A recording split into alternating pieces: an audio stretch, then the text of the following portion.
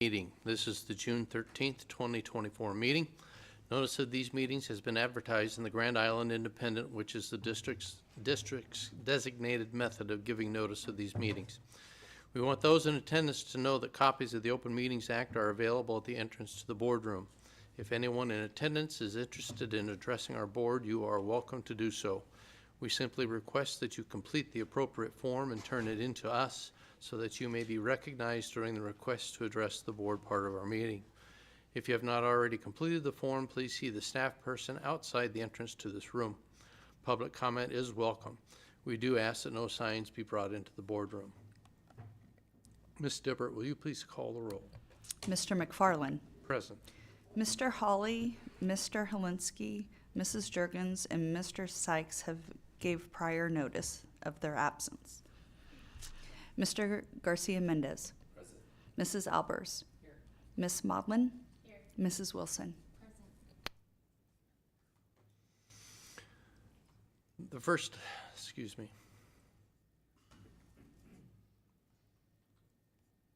Get my fingers to work correctly here. The first item on the agenda tonight is the consent agenda. The consent agenda is to be approved is as follows. Items numbers 3.1 through 3.9. This is the consent agenda as published. Would anyone like to remove any items or add any items to the consent agenda? Does anyone have a potential conflict of interest on agenda item number 3.3? If so, please state the check number that you will be abstaining from voting on. Ms. Albers?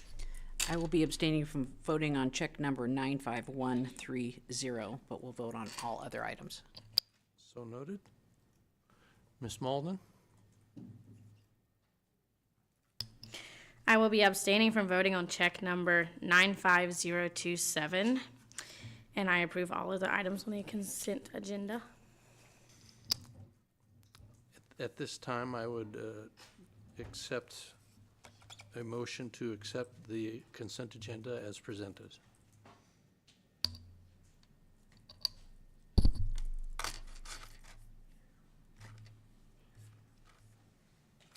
I'd like to make a recommendation to approve the consent agenda as submitted. Second. Seconded by Mr. Garcia Mendez. Discussion? Seeing none, we proceed to a vote.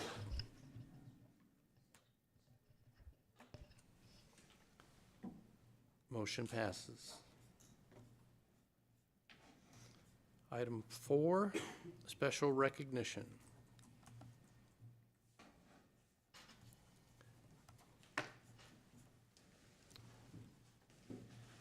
Good evening. I just want to have a chance here to talk about the Path Back program. It's something that's been in GIPS for this is the 7th year, and we're excited about it. The program is for 2 of our students at Grand Island Senior High that are going to go into the education field. And it can be in any area of education. We had approximately, I think, 12 or 13 applicants this year that went through the process, and 2 were chosen, and they're with us tonight. So I'm going to invite them up, and they're going to talk to you about what they're going to study and where they're going to go to school. And hopefully in 4 years, you will see them on under the consent agenda for being hired as teachers here in GIPS. So if Michelle and Dwayne would come up. And I will start with Michelle Fuente. She will introduce herself first. Hello, my name is Michelle Fuentes. I will be going to Kearney for 4 years to study elementary education.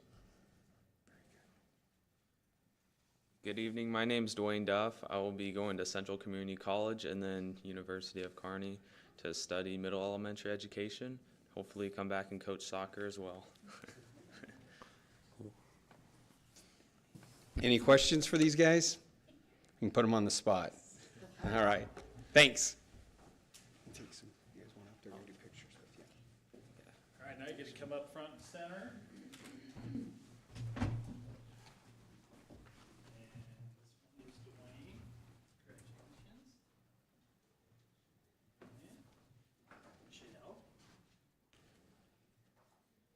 All right, both of you now you can stand up here in the middle. All right. Farland and I get the picture taken.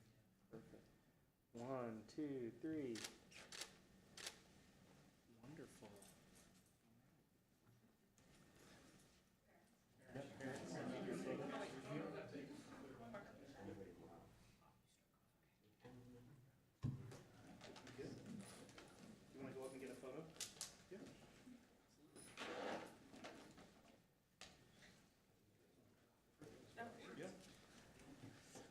can do Michelle and her family. There we go. Perfect. All right. 1, 2, 3. Wonderful. All right. You all can go up if you'd like.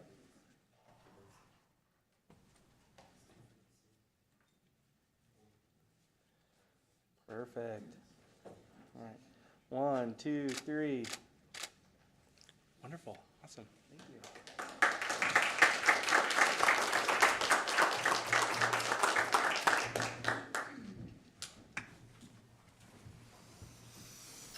Wonderful, and congratulations to both of you. Thank you for wanting to be teachers. Item number 5, request to address the board. We have none this evening. Item number 6, information items. 6.1, transportation routes for 2024-25 school year. Mr. Virgil Harden.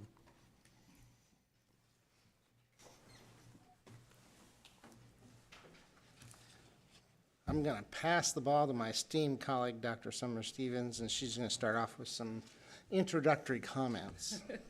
Thank you. Thank you so much. Before Mr. Harden begins, we wanted to just briefly touch on the item directly connected to our students in transition, our families in transition. As you'll recall, back in January when we first brought to you the item related to transportation and some of our cuts that we were proposing related to the budget, we talked about various items related to transportation across the district. And in that, one of the areas that we talked about ensuring students that were in special programs, that the district would continue to ensure that we provided transportation for students that were in specialized programs, right? So right now we provide transportation for students that are in special education that have that as part of their IEPs. We have transportation that is provided also for students that are in our Families in Transition program that identify that that's something that's a barrier to their attending school and as needed. So that is something that we have continued to work on trying to identify. Right now we have 3 routes specifically that currently are run with Holiday that are run with vans, more of a van type vehicle. And those are in our current route system, and those run up to 10 students right now, each primarily elementary students and some middle school students. Those 3 routes, as you'll see tonight, are continuing to be in the mix of the existing and ongoing transportation. What we also did was work with staff and continuing to work with staff to identify any other students at elementary, middle, or high school who, out of the Families in Transition students that we identify as of the end of the school year, would potentially need transportation as well. So with that, we tried to look at, is it something where you live at this point in time would need a district-provided transportation option? Would you have a parent who is able, or you personally were able, to transport yourself to your location? And potentially be reimbursed mileage at the state identified rate. And the state produces a formula that is used and is calculated, and then we can produce a mileage rate to that family.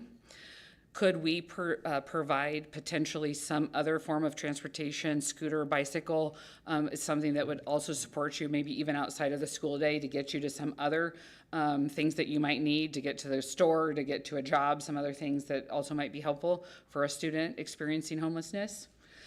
Or is it something that you're in a location in proximity to your home that you can walk to school? So we try to ask pertinent questions to figure out, is transportation a barrier to you getting to school? In the McKinney-Vento Act, one of the things is to provide comparable transportation to what all students receive. But if it becomes a barrier, then to you being able to access the education, if part of what you're experiencing is a barrier, then that's where the school is figuring out what those needs are. So at this point, staff has been working with students all across the district that are currently identified as our Families in Transition families. It would not take into account any families that we might identify at our multilingual learner registration events that are coming up here next week on Thursday and Friday and in July. So we might have new students there, or any students who move into the district, or any students who, from the end of the school year through the start of the school year or beyond, that become students in transition due to their circumstances. So can't take that into account tonight, or any students we haven't been able to reach. And at this point in time, we have about 20 to 25 students, specifically at the high school level, that may need some sort of district-provided transportation beyond, so not providing their own transportation or a bicycle, scooter, or walking. But what we still need to solidify is if that is in fact, if they might be students who might be attending CPI at the start of the day and they live relatively close to that location and could walk to that location, because they are going to be guaranteed busing back to the high school after, if they attend there in the morning. So we need to finalize that, but also determining, again, their particular location closer to the start of the school year. So with the presentation that Mr. Harden's going to present tonight, we will continue to monitor, we'll continue to contact any other families that we haven't reached, and then we may need to present back the potential need to add additional routes. Routes, use a vehicle with Holiday, if we need to have an expenditure where some of our other staff is driving something that would be an additional cost that's beyond what's provided. One last note I wanted to mention, we are looking at one of the allowable options is for us to also work directly with special education on some of the routes that we have that are picking up students. There's not a lot of seats on a lot of the buses that are in the special ed routes, but if there is, and that's a solution for any of our students that would be in this program, we can combine routes. And Holiday's great about doing that and making sure those routes all connect. So I want to provide that outlook for the students that are working within this program. Any other questions about that part? Okay. Thank you, Dr. Stevens, appreciate it. So down to the old money part of the question. Let's see, make sure, it's probably attached, but it's easier if I kind of control the dialogue. So I'm going to plug in and see what happens. And this is indeed just the spreadsheet that's attached, so if you want to follow along on your own computer, feel free. So we plot out every route that we are contracting with Holiday for, and we calculate the number of student attendance days, whether they're half days or full days. The kids have to get there. So we have 167 days that we intend to have students in school next year. And some additional details, of course, like where we're paying for those as far as the account code. And so end of the day, what we're scheduled for next school year for 24-25 is $1.4 million. If you look at the annual column, kind of 4 or 5 from the right, you'll see 1.4 million, 11,500, and get my $33 and 83 cents to be precise. We do every year, just to help Holiday deal with the beginning of the school year costs and expenses, we give a $100,000 advance in August to have them be ready, and then we pay the balance between that what we contracted for and that $100,000 advance in 9 equal installments from September through May to them for those services. If for some reason we have a snow day, for example, 3 snow days this year, they actually write us a check back. And so it's for the day of service kind of thing as intended. So that is what we're proposing. Again, this is an information item, so yeah, next month we'll be asking for approval. So page 2 then of the spreadsheet is the detailed listing, same exact thing. Updated numbers and everything, what these routes would have cost us if we continued with these routes for 24-25. And so you can see that the total dollars that we're shedding from our expenditure is roughly $787,000 less of transportation expense for 24-25 than what we spent the current school year. So that's the financial, factual piece. As Dr. Stevens mentioned, we wanted to just go on record as saying with the fit, families and transition, there could be some possible add backs, as we kind of like to call them, due to just unknowns. And so we just wanted to be clear about that. We'll work with what we have to minimize that impact and then go from there and follow, of course, our purchasing guidelines. So if it's over a certain dollar amount, we'll reach back out to you. Otherwise, we'll just flow through our normal committee process. So with that, I would conclude my comments. Does anyone have any questions for Mr. Harden?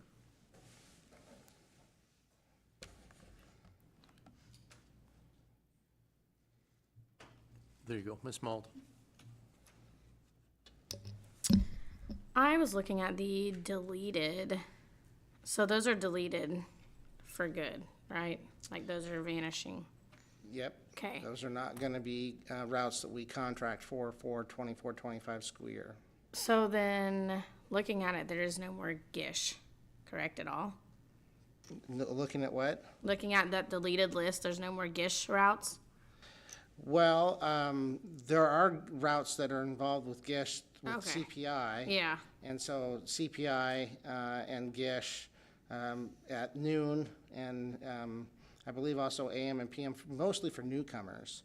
I believe the CPI kids are supposed to start at CPI, and then as they need to go back and forth for their sessions being done in the morning, get the rest of their education in the afternoon at GISH, and then newcomers. And so there's a continuous loop that goes through. So as students have an individual variation in their schedule, we can accommodate that.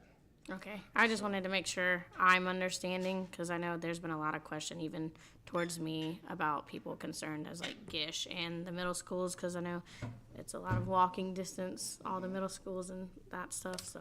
Yeah, you're absolutely right. There will be, for many years now, a decade plus, we've had these routes in the morning and the afternoon for the regular school day. Now we're going to drop those and try to continue to maintain the activity route so we can encourage kids to be involved in extracurricular, whether it be sports or fine arts. So we'll still have those routes. And then, of course, all the special ed and then the other programs that you see listed on page 1, which is what we are contracting for. But if you're a student maybe that rode the bus that picked up kids at the Pizza Hut on Locust, that route's not there next year. So families have to prepare. So we are going to make a concerted effort to communicate out to the community, specifically to our families, certainly to the students and their families that we know rode those routes, and help them understand that that's going away. And we don't want people parked in the parking lot of Pizza Hut at 7 in the morning trying to wonder where the bus is. We want them to make alternate arrangements, and we'll work with those families as much as we can, as closely as we can. Thank you for everything. Okay, thank you, Mr. Harden. Item number 6.2, extra standard increases for the 2024-25 school year. Dr. Carrie Kohler.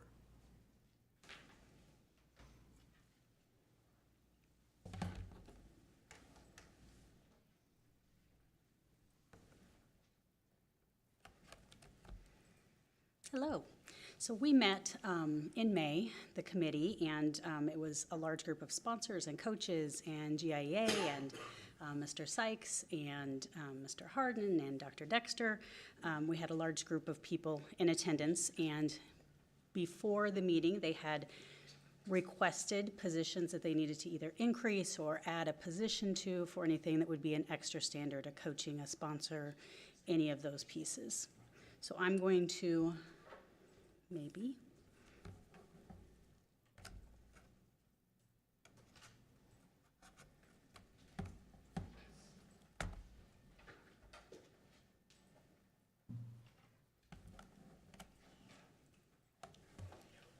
Yes, please. Yeah, I think I did. How are you doing?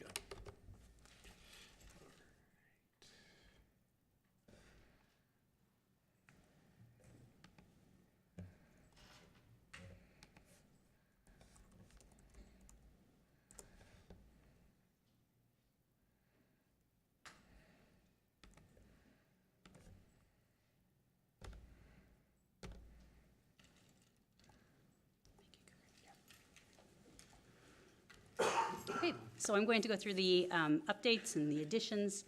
The big update is some wording that's really, there's some wording in the beginning of the extra standard schedule that it contradicts.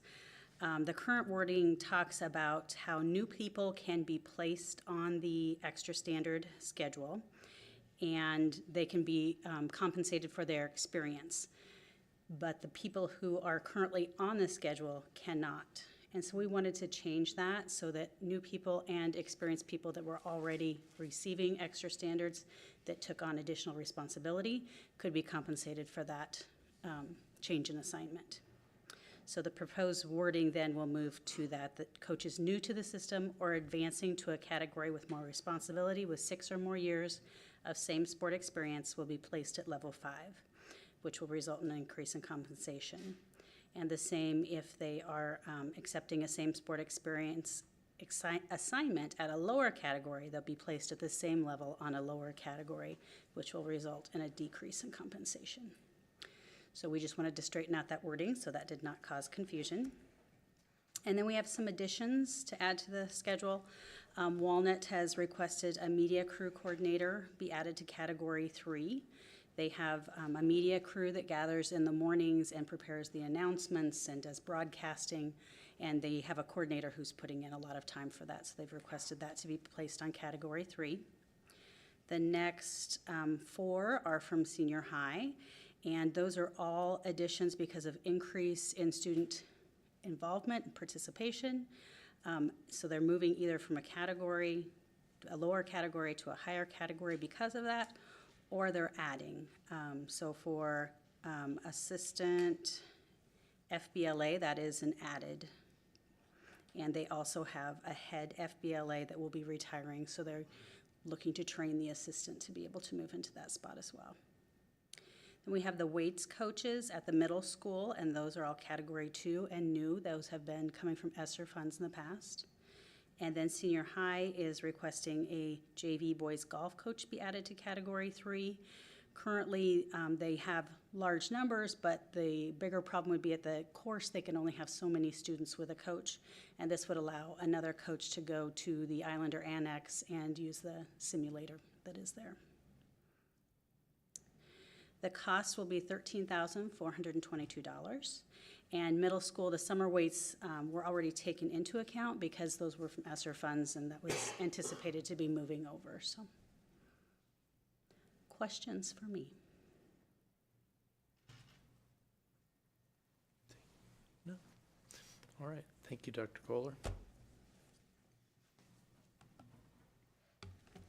Item number 6.3, substitute pay increases 24 to 25. Mr. Virgil Harden. This one's a little easier, it's just a one page, so we'll let whoever normally drive.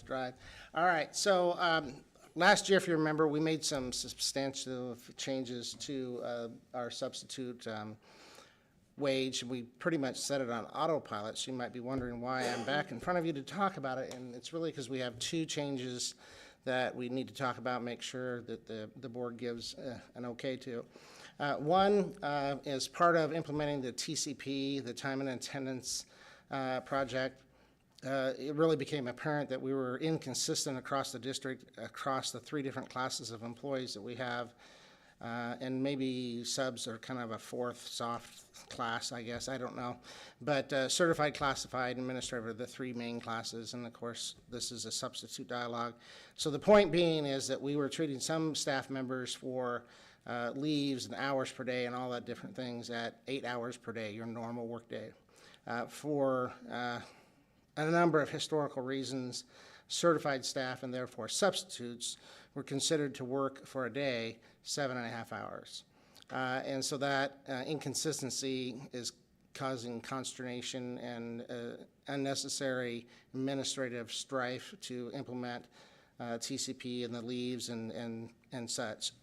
The other issue that we have is that our past practice, or I should say current practice, is that we would pay substitutes either in one of two ways, half day or full day, regardless of the hours they work, and it was a cliff. So if a substitute came in and ended up only working 2 hours, they would get paid for 4, half day, or, well, really 3.75, half of the 7.5 hour day. And if they worked over that, they would get paid the full day, the 7.5 hours. So it was based on a daily rate.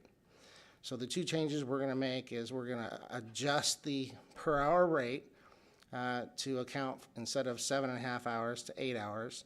And then we're going to then pay people for the hours they actually work. In fact, as we talked with our TCP implementation team, when we kind of explained our current practice, they kind of stopped and said, well, that's a first. No, they said, I literally asked them, I said, does anybody else in your client base behave that way? And they said, no. As far as paying people a half day or a full day, everybody else pays people per hour for an 8-hour day. So I'm not saying we're an anomaly, but maybe we're an anomaly. So this will not be our last dialogue about 7.5 hours versus 8 as we go through and prepare and take care of changes that we need to make, because there's other areas and the certified staff certainly. So those are the two changes. My hope is once we get board approval to make these changes, it will be an automatic pilot thing. The percentages, so basically what I did is we, instead of using last year's percentages, which were based on a 7.5 hour day, I in essence changed the percent to account for that. There's about a 6.67% difference in that half hour. And so I adjusted the percentages to make that happen. Then I applied it to the normal formula that we had adopted last year to increase. So there's a substantial per hour rate increase, but the cost of the district should be approximately the same because we don't have that inefficiency of paying substitutes.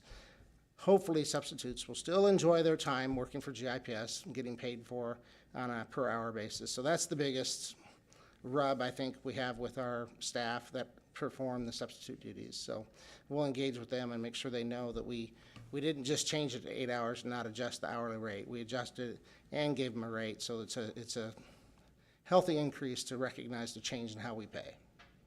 So that, I'll conclude my comments. Do we have any questions for Mr. Harden? Seeing none, thank you very much. Item 6.4, review the 2023-24 Climate, Culture, and SEL competencies. Dr. Summer Stevens. Let's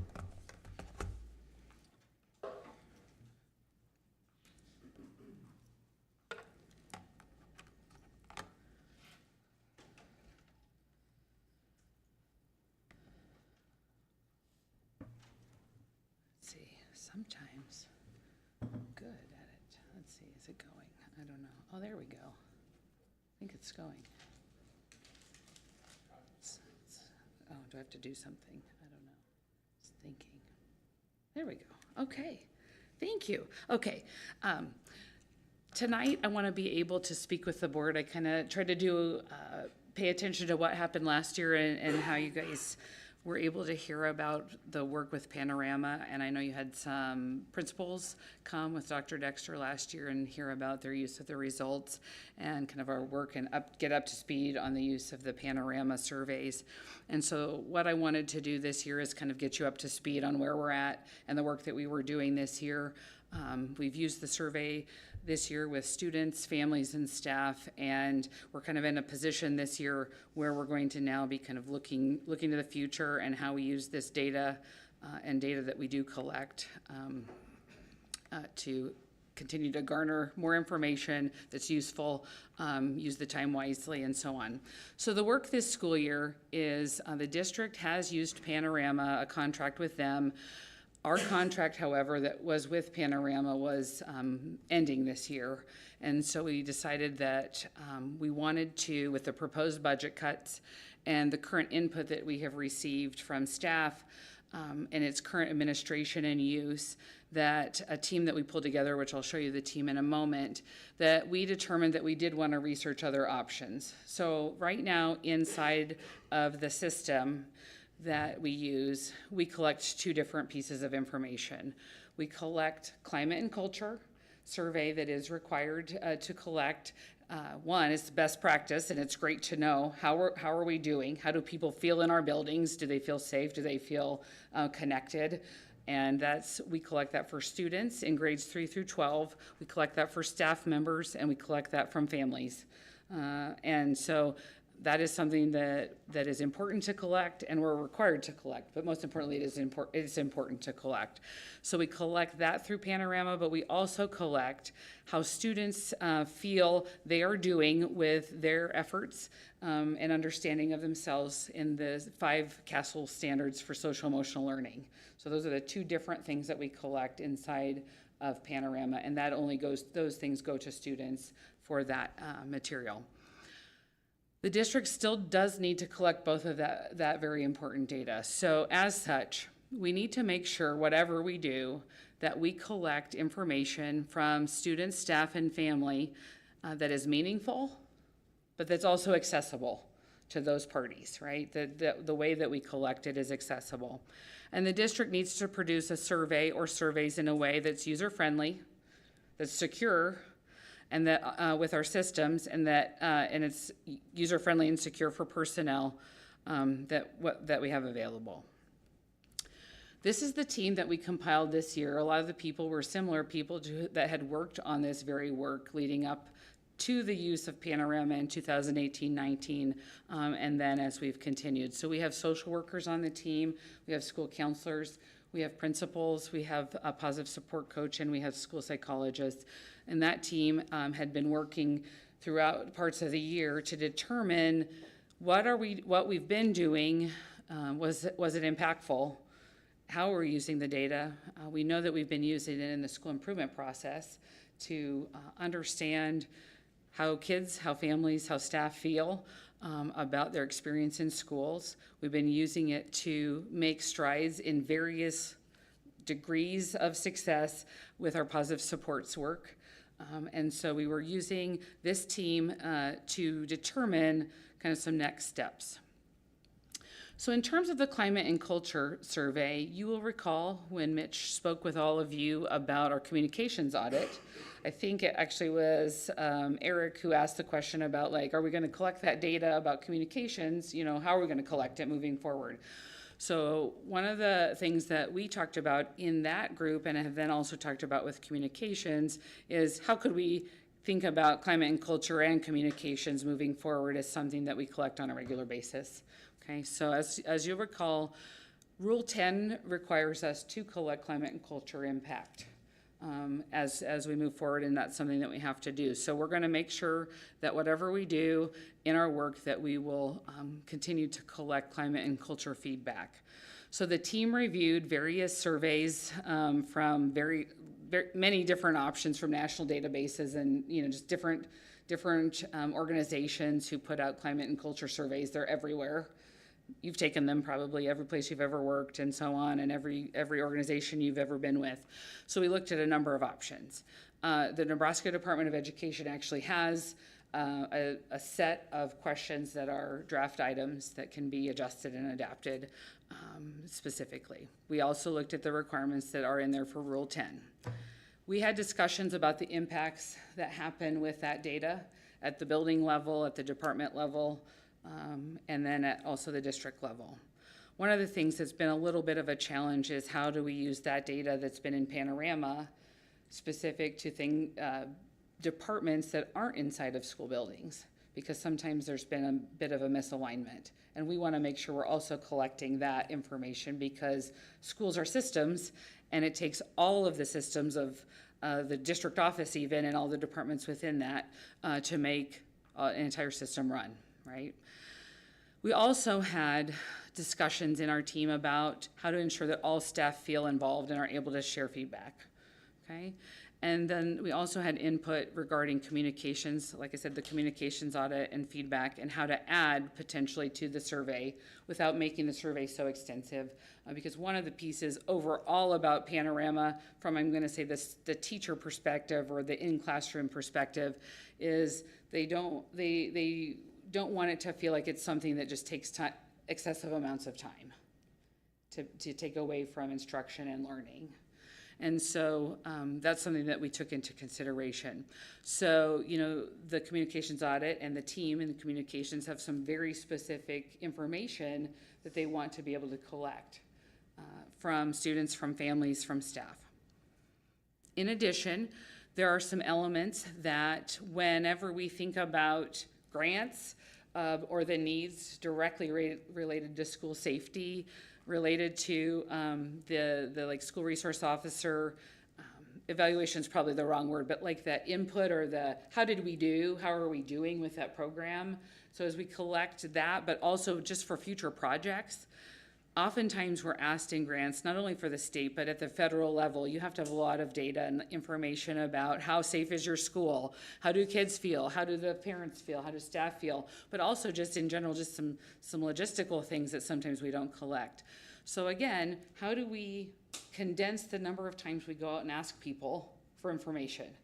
So how can we ensure that the questions we're asking about climate and culture, the environment, school safety, how can we condense in to the times we ask people to put their pen to paper, and that we ensure then that what we spit back out to people and do something with it, that they can see the fruits of their labor actually acted upon, so that people's time doesn't feel wasted. So we just want to make sure that when we do this survey, we're getting all those things hit in one spot in as short of few of items as possible. So at this point, the team determined that they saw, instead of necessarily needing one tool, that we could probably peel out the climate and culture and the communications items into one set of survey items and continue to monitor and use something else to collect that social emotional learning component, the behavior indicators, the kind of screener tools that can help us in a different way in a different tool. And so they saw those, again, many of the people, as you saw in that team, those are the people that are experts in social emotional learning. So they saw that those two things could be separated. So with that, for the climate and culture and communications items, specific to climate and culture, we're still devising the work on the communications end, but that team felt like we could use those draft items that the state of Nebraska has put together. Many schools are using them. We can use those as our starting point, make some iterations to those, and that we can use those to move forward. The team has a little bit more work to do with them, but that we would move to a spring administration of the climate and culture survey and communications survey to do that for next school year for students, staff, and families, and collect that one time a year. As instead of doing it the 2 times a year that we've been doing for students and staff. We only collect it once for families, but that we'd move to a spring administration. And then we would continue to work with administration on the accessibility supports and analysis. Most likely we would use our capacity with Google to collect it in that capacity, because we don't collect it down to the identifiable student level. And so it can be used more in that realm, and spoke with Corey about that, and just so that we know that we can still get identifiable to the school building, to the things that we need to know, but that we don't have to pinpoint it to a individual student on that climate and culture piece for what we need for our school improvement process, and to give us good feedback to make some adjustments as needed. And then we will also share the drafts ahead of administration prior to use and follow all the procedures that we do for surveys in the district with opt-outs and the things that we currently do to ensure safety and accessibility and choice. Then in terms of the social emotional learning competencies and thinking of those kind of in a different capacity, Panorama has been great. It's a tool that's been usable for this purpose, and we have a number of staff who have used the tool very effectively. We also know that tool has been expensive. So it has great resources within it. Also at post-survey, that staff can use for lessons, for supports, for resources, for students, for families, for staff to teach from and with. As we move forward, we would love to continue to use a resource that has all of that available, but we also know that we needed to have conversations about the financial component and were we able to sustain that over time. Okay, we have been utilizing Title IV funds to pay for Panorama over the last few years, and Title IV is still a grant, a formula grant that we have access to, but we also now have to think about, you know, where do we get the impact that we need, and what do we want to get out of those funds moving forward. It is Title IV is an appropriate spot to spend out of, and so we started taking a look at the importance of the impact of the data that we get to support the school improvement process. So like anything, the survey data that we get from anything, how we use it is the most important part. As a team, we have and we do learn more about the positive support side of things and the MTSS, the multi-tiered system of support process, that the use of the data will improve regardless of the tool. So the more we learn, the better we learn about how to do the process. The information we gather from any tool we use and implement the data collected better, we're going to do a better job regardless of that tool that we implement. And then the impact of those screening tools and their use will keep moving the needle, and our MTSS teams in the buildings will include that social emotional learning competency data to support school teams to identify more clearly those students who would benefit from additional Tier 1, intensified Tier 1, that's what we call that Tier 1 plus, and Tier 2 supports. And then how we can focus our work with counselors, social workers, and parent engagement as needed. So again, taking that data we collect from this type of a survey tool that we can identify from this type of screener individual students who their data supports, they're needing help from us. Sometimes they don't come to the surface. They're not people who are acting out. Sometimes they're what we call internalizers. They're acting in. They're holding stuff in and stuff that we don't see on the surface. And unless we ask, we don't know. But they're definitely students who need us and they need things from us, but we don't see it unless we ask.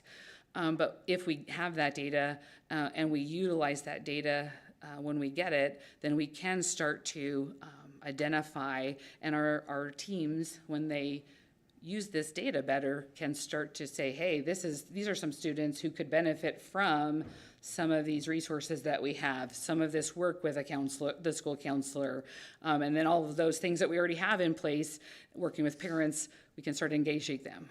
And some of our staff, like I said, some teams have been doing a great job. Some teams just have not, they're not to that level yet, but now with our systems getting up into place, I put that picture there, that's from the other day from our Tier 2 support training, that teams are working on getting more knowledge, more skill, learning about those different interventions that we have and can have, that I just thought it was a great visual, because the more we learn, right?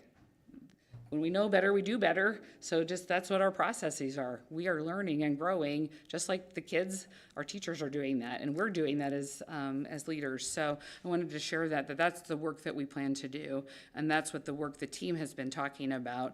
That's why we can't lose having these kind of screeners, because we're just getting to the tip of starting to use them better.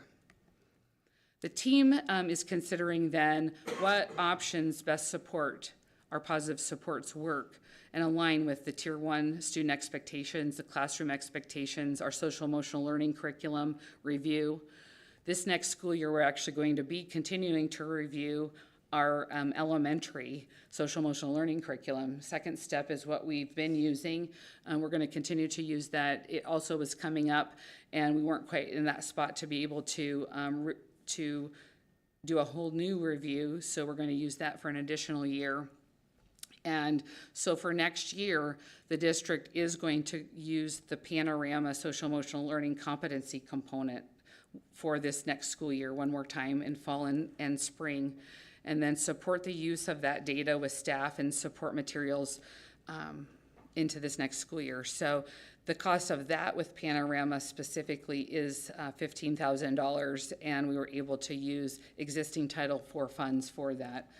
So the beauty in that is it's familiar, people know how to use it, people already have been using the data, we can train people how to use the data.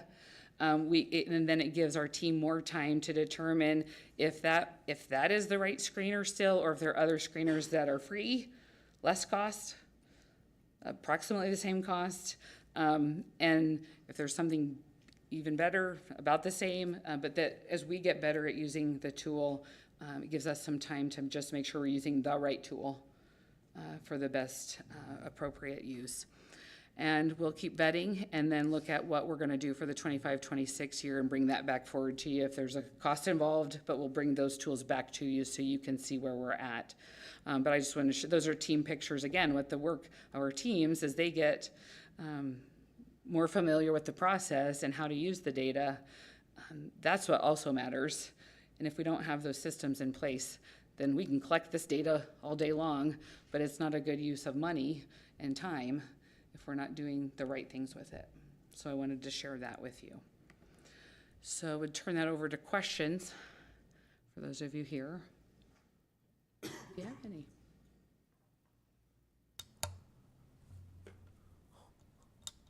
Mr. Garcia Mendez. Thank you.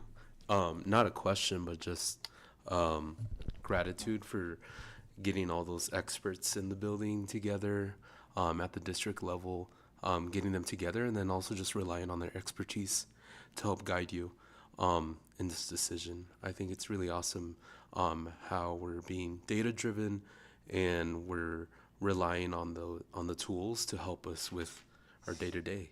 So yeah, just showing appreciation that you got everyone together and that you're making a plan for how to use that data that you collect. Thank you.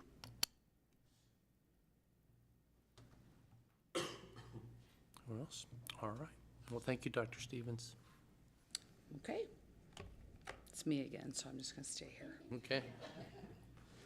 You're just going to help me out on the next one. 6.5, update on mental health resources for families, students, and staff. Okay. So now we're going to go on. Okay, what am I going to do next? I'm going to talk about Care Solace. Okay. I might need my glasses for this one.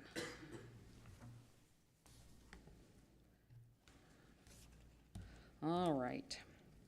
So, let's see. When did I come to talk to you about mental health resources? It must have been maybe in January. Maybe? I don't know when it was. You can all probably remember better than I am, but we came together to talk about the potential for the use of some funds to bring together the opportunities to share with families some mental health resources and put together a landing page too that Mitch and his team were able to help us with for what we call the GIPS Family Wellness Resources page. Hopefully you've all been there. We can show you later if you haven't been there, but we're using that launch point to share some resources that we wanted to give a try to this spring semester. Some go into the summertime, but that could help support our social workers, school counselors, school psychs, but specifically helping families have a place to go to basically just get access to resources. So Care Solace is a group that exists in the nation that is a mental health care coordination service. So in essence, they're kind of a middleman to take the needs that our students and families have, and we can connect them up, or they can connect themselves up with Care Solace, and Care Solace will help connect them up with a mental health provider or substance abuse support provider, okay? So those are just some national statistics, but on to the next slide, then what you will see is the work that we actually did with Care Solace to date, and kind of how it's gonna finish itself up with our, I'm gonna call it with our sample opportunity, our pilot for lack of a better word, but some ESSER 3 funds that we had to support us. So back in January 15th to be exact, we actually trained the social workers and school counselors and on the opportunity to work with Care Solace. And so Care Solace is provided us with our own landing page, our hub, where we have some options, and I'll share those in just a minute of like what that looks like. But the training was for the staff, and then we subsequently followed up with school nurses, psychs, school psychs, and some communication staff had some training as well. But when we launched with them, we announced then after we trained with them, we announced to families and we got our landing page started so that everyone could access this website that's available to connect with. But basically, all of our school personnel listed could actually, as they're working with families who need support, we already have the ability, our school counselors, school social workers already have a list of kind of people they work with. They can provide that list to families and to staff who need it, along with our EAP opportunities for staff who need mental health supports. But they could already give that list to families and say, here's people we work with, you can call them. One of the problems we know with that is sometimes nobody calls the list, right? They just go home, and they still need help. Or at school, sometimes the people help them, right? And they can get on the phone, and they sometimes spend minutes, hours, days, trying to connect back and forth with mental health providers. They have great relationships in our community, which we're grateful for, and we love that, and we want that to continue. We were not trying to replace that.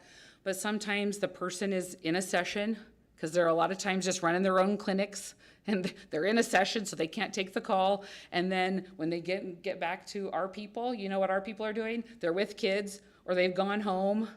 And then also they're giving their cell phones out, and then they get calls back at night at 8:30 and 9, and they're doing the business of school, outside of school. And then sometimes for our people, it never stops, right? They're doing the work of school on the weekends, at night, and so on. So part of the goal was, how can somebody else help us be in that work too? And so that's one option, and I'll show you those. But the reality was, how can we do that? So we launched, right? And so the other opportunity is that parents and family members and whoever actually goes to this website can also go do their own search and can do their own call. They can do their own video chat and actually go straight to Care Solace, and Care Solace can just work directly with them. They can go search on their own and get hooked up on their own, or they can actually just do their own search and get a big list of providers. Okay, and that can be local people. It can be people like in Lincoln and Omaha. It could actually be, if you're fine doing teletherapies, you can go all over the world if you want. The other beauty is it can help people that don't have any kind of insurance, all the way to people that have Medicaid, that have super wonderful, fabulous Cadillac plan insurance, to people that need something in a different language, or also need it, just need it in a variety of ways. Or also have, like, I don't want this kind of care, like I don't religiously believe in this, but I want that. They can help them connect to that as well. Then in February, we also continued providing resources. We shared with the PAC. We also shared with the key communicators. We started getting things out to families at parent-teacher conferences. We shared on the news, actually on the television news. We've shared on the radio. We did a podcast. We started connecting more with local providers. Then we also had feedback from staff, so we continued meetings and whatnot with Care Solace directly on things that weren't working well. So we were the first, and we're still, I think, the only school district in Nebraska that's working with Care Solace right now. So when you ever launch somewhere and you've never been with any of the providers, medical providers, at least I know your spouses in medicine, right? Like, that's a whole different thing to navigate. So, like, the reality is, like, you don't just show up and medical providers, are working with you. Like, you gotta, like, get yourself in there. So we had our folks start connecting with the providers and saying, hey, these people are gonna call you. We sent letters, we did a lot of things to let people know, and it was trial and error. But we've only really been working with them for 4 months of solid work at this point.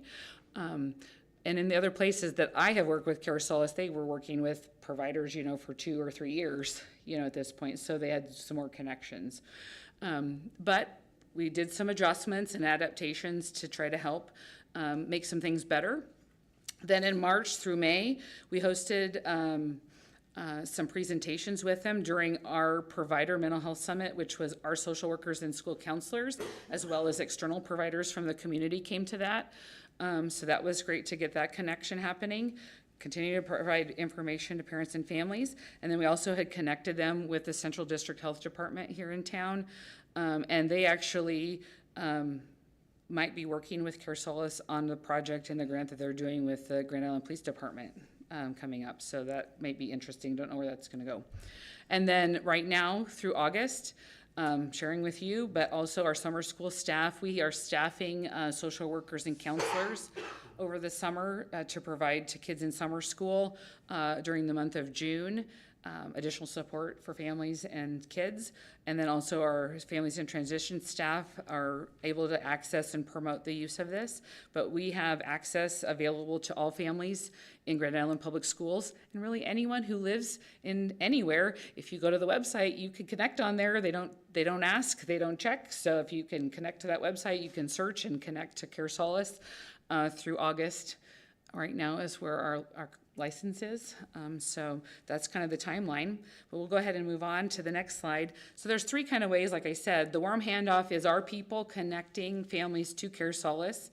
The Care Match is you looking up your the self-serve tools, and you can connect and just go look up, I need to find a mental health provider, I need to find a substance abuse provider. You type in search terms like I'm a cutter, I have an eating disorder, my child has an eating disorder, I think somebody's having elderly abuse, they need help, like to get support and so on. And then the care companions are the people from Care Solace that do that navigation. And it is 24/7, so that's the other beauty. We have a lot of people, families in the community that work at shift work, and so you can call at 3 in the morning if you want to. And somebody can get with you. So just want to share that. Okay, on to the next slide. That's just kind of the progression so you can see it. The thing also that's great, and again, we're kind of navigating this, but there's a follow-up. So if you get connected with a provider and you get an appointment scheduled, they will check back in with you and see how it went. And if you didn't like the person, like let's get you connected with someone else. Or if you didn't go, like, why didn't you go? So, like, they stay with you, like, what's going on? And, or that sort of thing. And if the school connects you into the warm handoff, we have a dashboard. So anyone who makes the connection actually can see all the cases they've turned in, if that makes sense, with the students. And then they can watch and make sure the transaction is happening, and they can connect with the person from Care Solace and have conversations and, just see how it's going. But they can check to see how it's progressing. We can't do that if it's somebody who's gone to the site and connected with Care Solace on their own. We don't see that, but we get counts from that. So that's also kind of nice to be able to track. The other thing is like our school psychs, for example, we've given them access so they see the whole dashboard of internally. So if the schools they work with, especially if we have kids that are kind of transitioning through, potentially going through a special education identification process, or people that they work with, they can kind of keep track of kids and how they're doing as they kind of work through cases. So that's kind of nice. Next slide, please. It's really super hard to see up on the screen for everybody, but you can always go and access this. But I wanted to just share with you some indicators. Again, you can take it for what it is. It is interesting information in my regard. I think it's interesting, I guess, for these indicators. So these are the key performance indicators that Care Solace uses, but the inbound interactions or phone calls, emails, video chats from community members, or the way that they happen. The communication saved is, again, that kind of time. The warm handoffs are, again, those referrals from school. The family-initiated cases are, again, people, as you're doing that, the families or community members who contacted Care Solace directly, not when we did it and connected them, but when families reached out on their own. So that's kind of interesting. And then those appointments into care. So that's when warm handoffs or the families contacted them directly, when actually there were confirmed appointments made to get care and support. And honestly, in the end, that's the thing that was the most troublesome internally when we thought about what we could do to help, is it's when at school we gave the sheet or we tried to connect ourselves and people just don't go. They don't follow through getting the appointment. And we know kids need help or the family needs help and they just don't get it done. And why is that?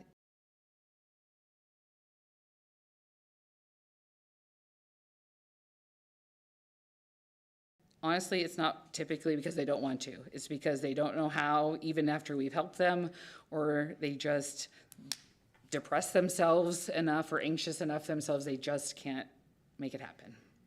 They don't have the funds, the resources, and the reality is, I don't need social workers, even though they're social workers, I don't need them or counselors to be insurance experts. The beauty is, with Care Solace too, they navigate and help fill out all of the forms, and they navigate insurance, and they'll call insurance providers with families and help on that end, and they'll call providers with families, and like, I don't need our people to be in the insurance business and that sort of thing. So that's the beauty there. The national average for people who search without support is 18%. And again, I couldn't tell you specifically on all of the levels what we're doing, but I just think it's important to see kind of what's happening. So 48% or 48 is the total cases that we had in that 4 months time so far, pretty much. We had 21 appointments scheduled. That's in the 40% range, a little over 40% of actual, getting appointments and in a timely manner. And their goal is 30, and that's about the national average of getting appointments anyway. So we feel pretty good about the connectivity point at this point. And you can see, like I said, on the data that, the 3,140 minutes saved, like, again, you can take that with a grain of salt. I don't know if it actually saved our people 3,140 minutes, if they would have actually been on the phone and emailing and that sort of thing, but it is real time that saved somebody time in some capacity doing something related to helping people, the 70 hours worth of time.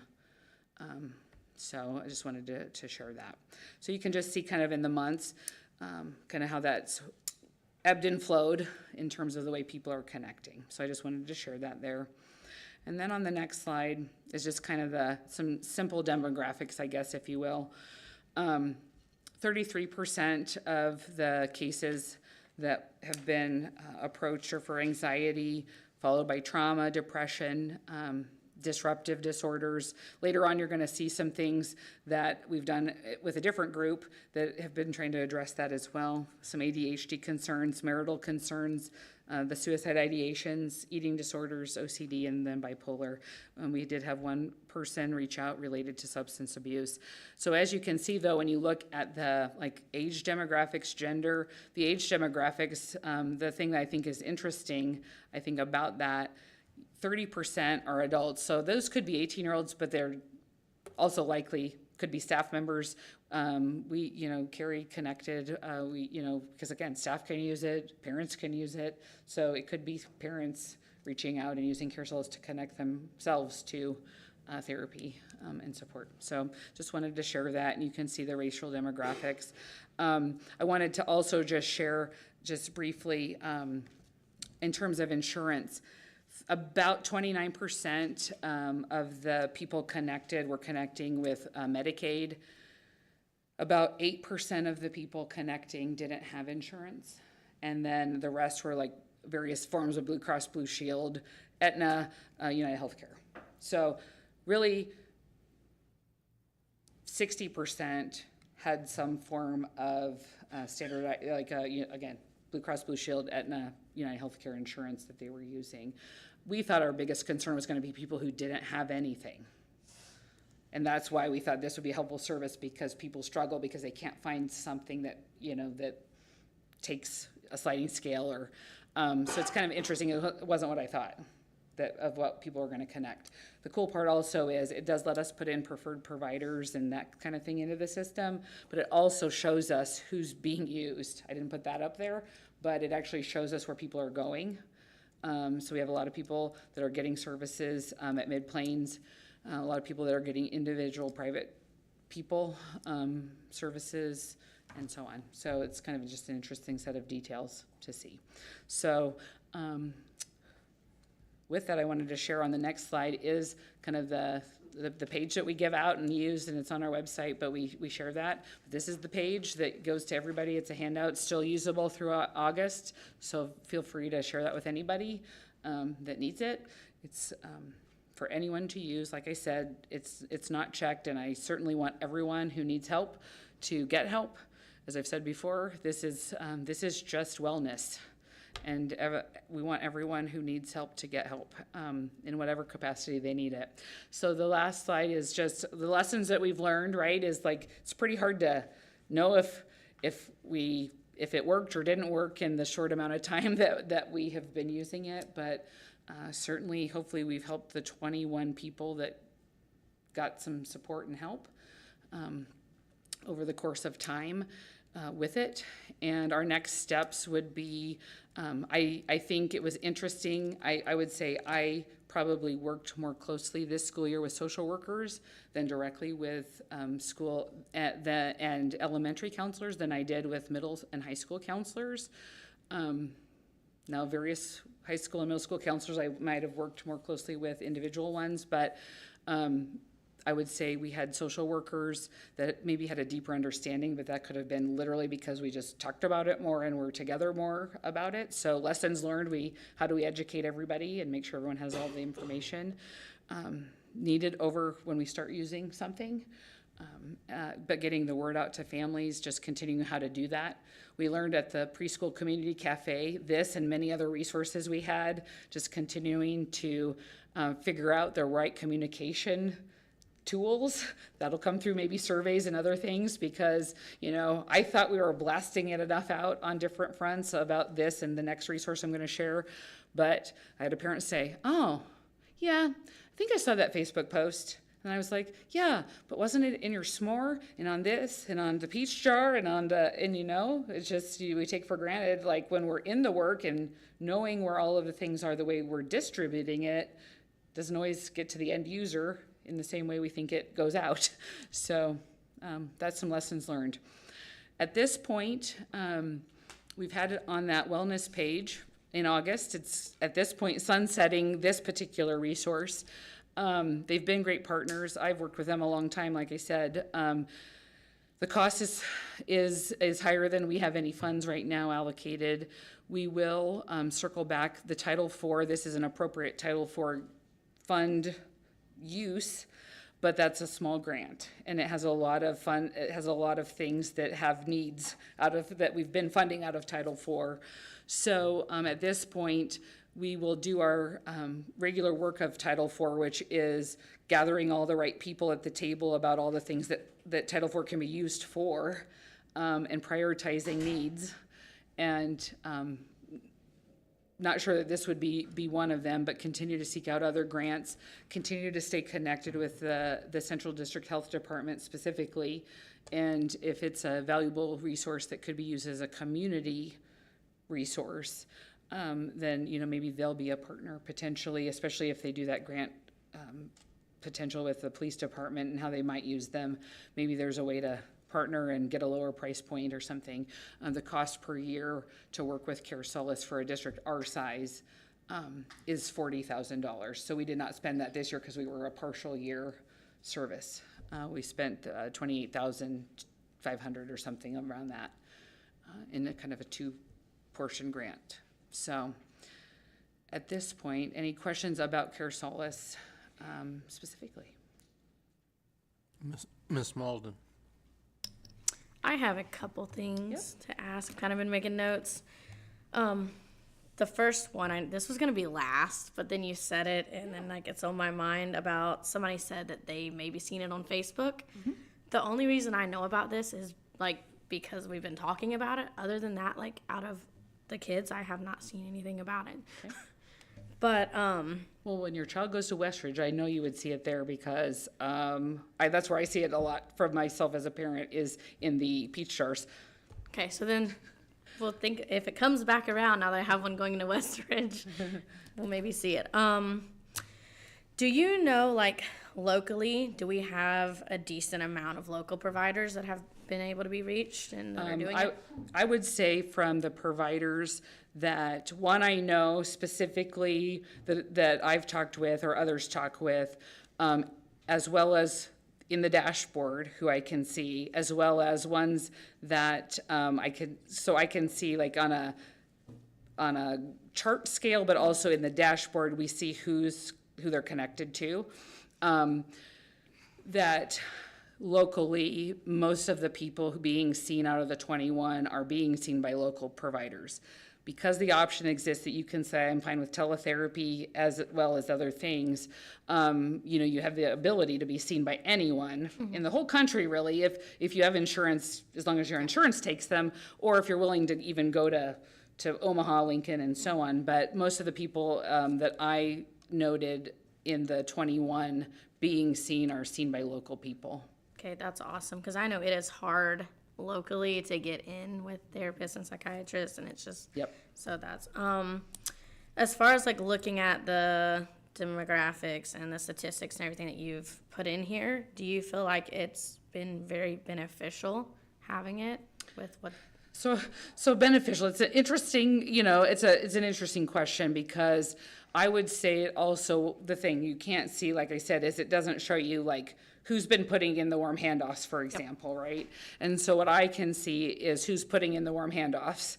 And so some of the people putting in the warm handoffs, I can tell you are people who also are comfortable calling the providers themselves. So what I don't know is if it saved those people time to also then work directly with the children and their families, like to do more direct care and support at school, and also then use this service to get the connection going and get somebody else connecting and supporting, externally.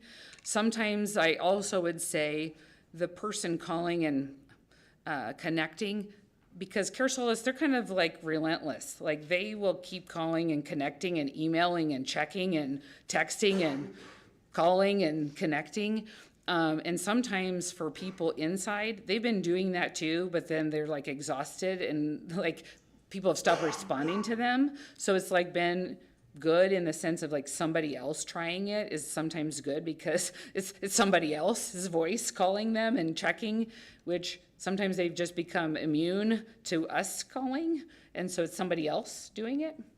So I don't know if I have other quantifiable. I wanted to share, this is two things I could share from the notes, and I thought this would be something that I could share back out. And I apologize, I didn't have it more readily available. Let me get to my right slide so I can read it. Surveys, gotta love them, but people don't always fill them out, right? So important to these resources, this one and the next one, we ask people, they don't always send stuff back in. Well, like we don't ask, but Care Solace would ask. This is what we have gotten back. So we had a client survey, meaning a family sending something back in, and they said, they didn't put comments, but they gave it a 10 out of 10. So I don't know, take that for what it's worth.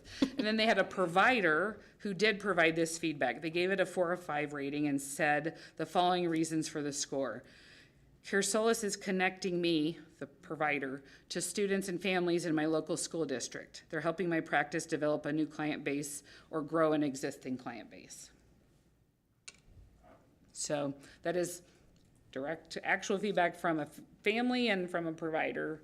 Like I said, the feedback I got internally when some things weren't going like a particular staff group had hoped, I took all of that feedback. I scheduled a meeting directly with Care Solace with with their people who work directly with our staff, the people who work directly with providers, and the people who work directly kind of like in the middle, so to speak. We're at the leadership level, and we address every single one of the items, got them on like stuff that need to be fixed, stuff that why it might be working that way, and I got all that feedback back to the staff, and we saw some adjustments, on all parties. If we need to do something different, if they need to do something differently, or if our communication needed to be different. So I think that was successful. I guess that's kind of it. You kind of like finished answering everything. I know it is great though, like having like being able to have like the warm handoffs, because I know for me, like I'm not a huge caller, so if like somebody can take that off of me and like call, especially like if someone has anxiety or anything that, you know, like, hey, I can call them, you know, get this, you know, rolling. I appreciate you putting in so much effort on everything you do. Thank you. Thank you. Okay. Okay. Thank you, Dr. Stevens. Yep. Okay. I'm the next one too. Sorry, I'll try to talk less about the next one.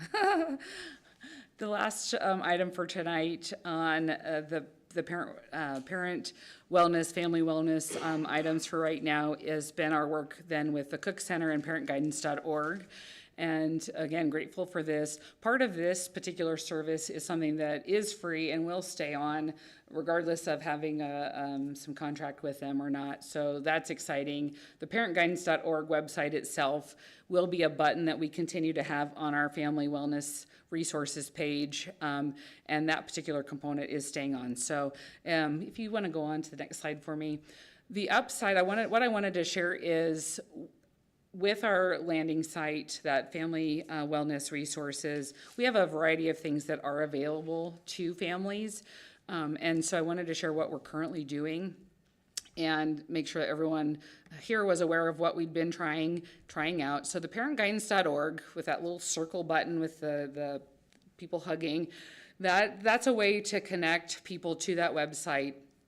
And on that website directly, they have been able to have a variety of things. One of the things that I wanted to just point out is Kearney Public Schools actually was the first school district in Nebraska to work with the Cook Center. I had worked with them before, but Kearney worked with them, bringing forward specifically their parentguidance.org free resources, but also their webinar series. Then we, from that, were able to also host the series, but then also bring forward the one-on-one parent coaching. And so I'm not sure if Kearney's doing that, but we've been the only other district in Nebraska to also do that resource. So this school year, we've been able to put these resources onto the landing site. And so we're going to talk through them a little bit, but I wanted you to know we're putting these things out for families to use. And you can go to the next slide for me. So the things that we currently have, we have the flyers that go out for events that we're hosting. We've been, this year we hosted 3 webinars that were live and anonymous, if that makes any sense. They, you know, as anonymous as they could be.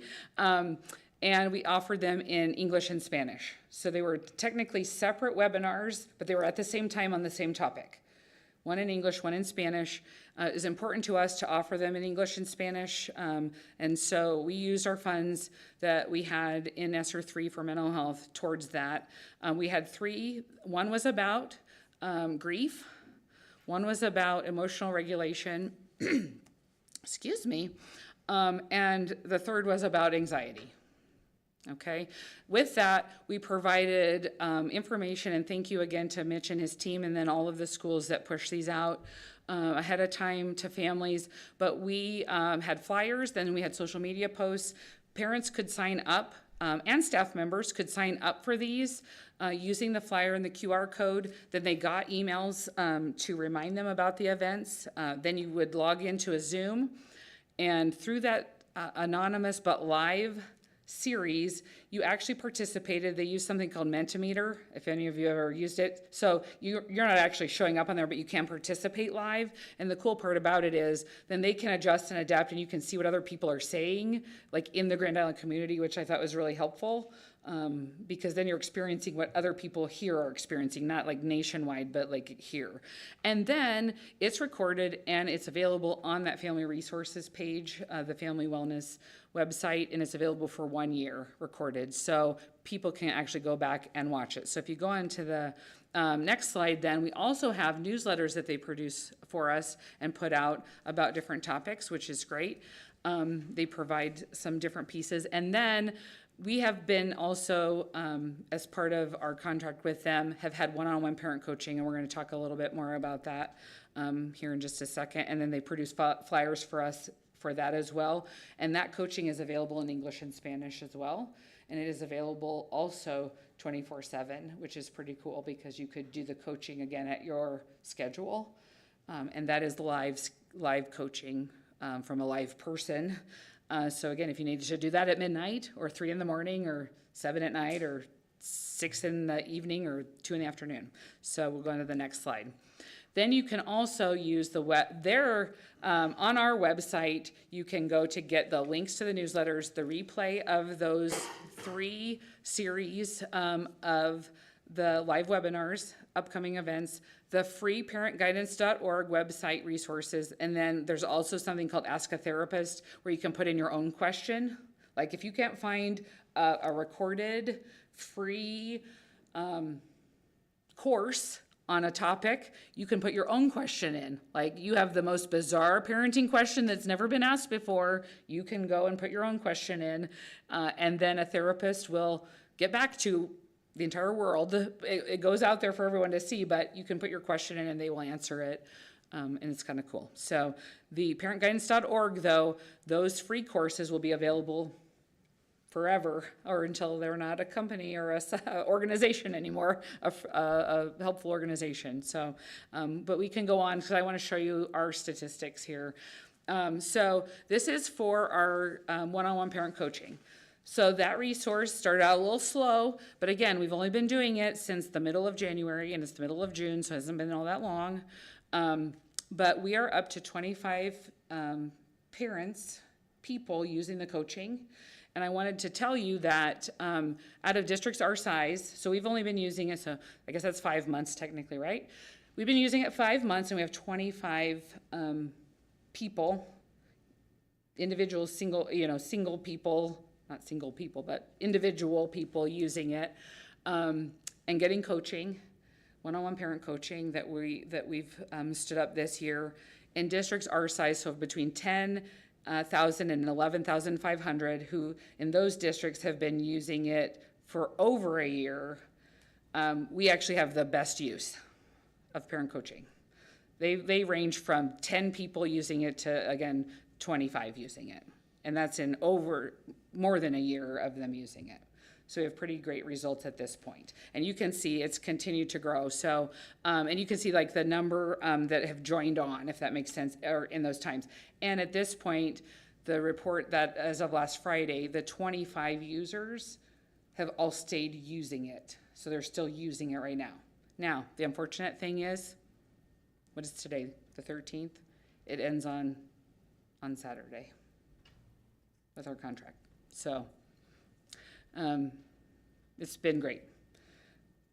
Again, it's not a huge number, but if you think other districts our size, I mean, they're not using it any more than we are, in terms of that. And I did try to ask, like, do we think that's good or not? But that's kind of where that's at. But it's been a resource for people because, again, what's happening with this is it's weekly or bi-weekly, you get to do a live video chat with a person. And then, depending on your coach and you, they actually text you every day to see how you're doing. You can set goals on something you're trying to work on, like if your child's a nail biter and you just have struggled with everything known to man to get them to stop or something, or they're not picking up, or they're having tantrums, or you're just really struggling to be a mom, they're helping you.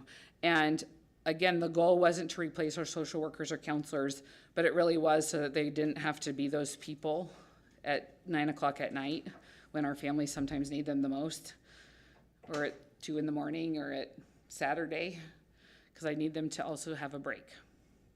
So that's that resource. So we can go on to the next slide. So you can just kind of see like where we're kind of sitting on the number of engagements that, in terms of those video chats pieces specifically that they've had. Okay, you can go on to the next one. Then this is the results from our webinar series directly with the Cook Center.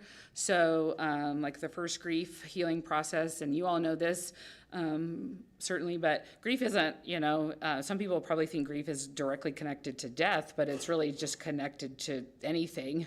Grief is about things that happen to you where it's hard and struggles, and you can have grief from a lot of reasons, and you'll see that in a second. But those are the numbers we had on the first one. We were probably pretty energetic. That was early on for our first series in February. Then we had 45 people sign up in March. And then our last one was actually, we tried a different time of day on those two at evenings. And then our third one, we had actually a lunchtime one in May, and that was about emotional regulation for children. And so we didn't have quite the same number of people sign up, but we still recorded them anyway. And you've seen in the Spanish one, we didn't have anyone actually sign up and participate on the May one, but we've had 3 watches. So it's still important to have that resource, which I think is great. So you can see those replays and so on. And those, like I said, the replay is good. So a year from the date that it aired, it will be available still on the website so everyone can keep going back and watching it. Okay? So we'll go to the next slide. These are the things in terms of the way people participate. These are like what actually people like typed on the screen that night, and they have things that are like sliding scales, like people were participating. You can, like on this slide, like one of these is my answers actually on the slide up there. So it's just interesting, right? So these are things that people were saying in Grand Island about the things that were stressors or biggest concerns going on about grief and the things that maybe they were experiencing or that their kids were experiencing. You can go on to the next slide. And so then again, what advice would you offer someone who's grieving? And I wanted to show you, right? Like it's important to note that, you know, we're trying to really be inclusive too, to make sure people can participate. So it's important that we honor and understand that we have families that want to engage, right? And so it's important that our Spanish-speaking families can tell us, right, that it's important to be patient and it's let time heal you. It's important they could communicate and say that in the presentation that they were participating in too, right? So I think it's important though that they get to do that. And so the questions I thought were super thoughtful too, because if you were engaged in the session, you know, it was like what was happening in that session. You can go on to the next slide. And then this is ways like, from the beginning, you entered like, what do I need to learn? And then how much did I learn? So again, these are the ways too. We want kids to participate in learning, so it was good that parents got to do that as well. Next slide. And then, again, these are some things that from the session that was in the later one, which was the emotional regulation. So I thought that was really good, that these are the things that we're directly working with kids on in school, and our social workers and counselors and in special education and in our classrooms, and MTSS, this is what we're working on. These are the things we're trying to have trainings about for families. Again, different voice, different audience. So on the very next slide then is kind of our lessons learned. Again, promoting them. How do we do that? How do we get the word out? How do we make sure that their parents can get back to them? Social workers and counselors had some ideas on that. But one of the things we thought about for next year, part of the webinar series was, the goal with that was to take, again, the load off our people. We have experts. So Eric, I appreciated you sharing about bringing the expertise in, right, on the team for the panorama surveys and stuff. And I agree. The flip of that was, part of the support of this stuff was, our people can't keep going all night and all day and all night and all weekend. And they have to, they're great. And our people in the community, I want them to be seeing kids and families, not necessarily taking the time off to go plan a whole presentation and come do a presentation that 6 or 8 or 10 people go to. All that's important. I also want them to see 6 or 8 or 10 kids directly and support them, in one-on-one care too. But what we did talk about was how can we leverage our people and our external providers and other resources. Nebraska Department of Ed puts on some presentations as well. How do we go get those things and seek other grants and other presenters that might have things that are cheaper, but how do we bring in our own people and our providers in the community to build some of these kind of presentations and put them on for our families and get them recorded and have them live and recorded. So we've talked about how we can do that on some key topics. Our staff picked these topics because these were things they were concerned about from what they see in their offices. So like, that's how we kind of plan to move forward. And then again, the parentguidance.org free courses are available. They'll still be available. They're out there. You can go search them right now. You can take the courses yourself. There's some really good ones just that are self-help. Anyone can take them. But we'll keep doing that, and we'll keep partnering and seeing what else they continue to provide. I think it's important to stay connected to just all the stuff that's out there available, and our people bring back good ideas. They've been working with the state of Nebraska. They're one of the providers moving forward that can do like the suicide prevention trainings. They've wanted to stay connected to the Department of Ed of anything else that they can do, that maybe they'll be able to bring these webinar series free to everybody. You know, like, how do we keep doing that? They've, with NERCSA, with the rural schools, they are trying to stay connected to that group, this particular organization out of Utah. So we'll see what we can do to keep, and then how do we keep our wellness resources page active. We had one more group we worked with, which was the Smart Gen Society. They offered a webinar about technology use, safe use, social media for kids. We offered that in English and Spanish also. I think it was a timing issue more than anything, because we had it scheduled for April, and then we decided to reschedule it for May, and it actually didn't have any participants, unfortunately, but we did have it, the slides, and those are available on the website, because we actually had them also out to the Mental Health Summit, and the social workers and school counselors loved them and loved the presentation. So we're looking at how we can engage them into the next school year too, for parents and staff. So those are some of the sources that we had. So any questions? Ms. Malden. I'm not going to bombard you this time, I promise. So I love that this does have a Spanish option. I've experienced firsthand in our district the language barriers, you know, just going to different things and, you know, hearing that principal speak and, you know, seeing people around me that speak different languages, you know, not really be able to understand what's going on. And I know that's an issue. Do you know how many different language options this offers potentially? So the Care Solace option has probably anything needed, because they can get an interpreter or they have options. Yep. With Cook Center right now, they are only doing Spanish, but what I actually talked to them about, the president of Cook Center Foundation and myself have known each other a really long time, so I talked directly to her several times, and then our person that we work with out of Colorado, I talked to her about the ability with some of the tools that we've been trying to explore and investigate. When you do presentations, we have some tools that actually can do other languages right now through the both through Google, but through some other ones that you can actually run some other languages through. And so I've talked to them about some tools that they might explore, that they need to explore, that we need to explore to provide other languages as well when we do, especially when we do live presentations. Now, the one-on-one parent coaching, they'll have to have some tools on their end to be able to do other languages. So Spanish and English right now is all they have, but they have the recorded courses too in parent guidance that are free. They have a lot of those in Spanish also, but I'm working with them on some other languages, hopefully. Perfect, thank you. I just know it's so hard, especially our diversity is so large in our community.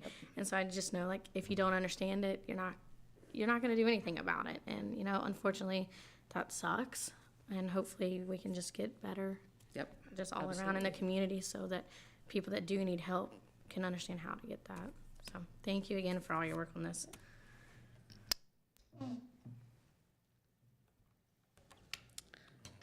Okay, thank you. Thank you. On to policy, item number 6.6. Contracts, agreements, and memorandums of understanding. Mr. Matt Fisher.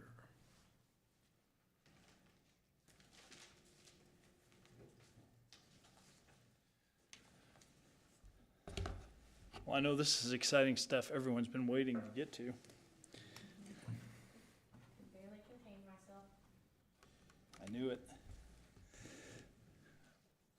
Okay, we do have a bunch of these to go through tonight.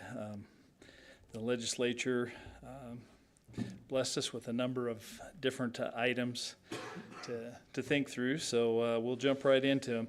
The first one, actually, this policy 4480 on contracts, agreements, and memorandums of understanding actually was a policy that we weren't necessarily at a point we were ready to review, but a question had come up around the policy.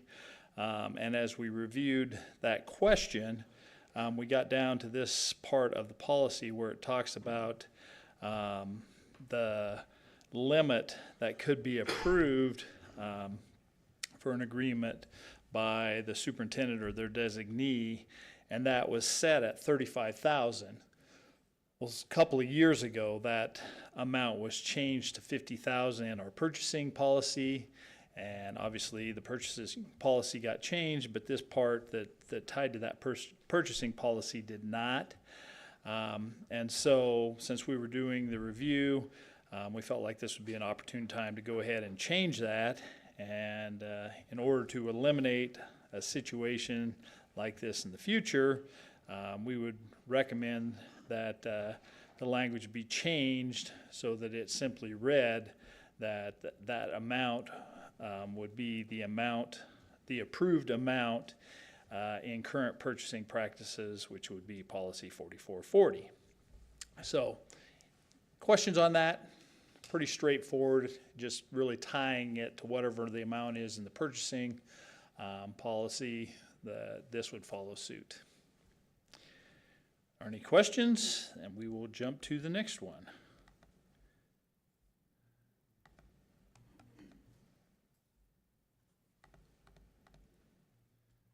Okay, oops, one too far there. Okay, 2111 Board Operating Principles. This is a policy that we had actually reviewed fairly recently, but we had a board member who was diligently reading their policies. As I explained to him, there might be a problem there, but you know, we'll commend his boardsmanship. He was reading the policies and came across a note here in the policies that basically is outside of really what legal guidelines would allow. In section C down here, it says, if we have concerns about another board member, the first bullet point is concern should first be shared personally with the board member. And then the second bullet point being, if a resolution is not reached between the two board members, then concerns will be directed to the board president. And then the third bullet point there did say there may be times the resolution will require a discussion with the entire board of education in an executive session. And really, although executive session is allowed for discussion of employees to present to prevent any damaging remarks, it does not provide the same protection for board members. So any discussion of board members would have to take place in an open session. So the proposal there is simply to strike the piece where it says in an executive session. Questions on that one? All right. Moving on to the next policy, which deals with weapons and firearms in school. This was a legislative change in policies at the state level that requires us to change our policy as well.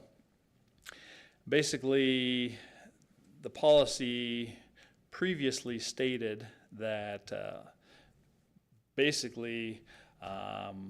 active servicemen who were on duty or law enforcement officers, active law enforcement officers who were on duty were the only ones who actually could carry a firearm in school.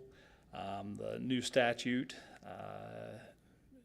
requires that we allow retired law enforcement officers or off-duty law enforcement officers to be carrying a weapon on school premises as well.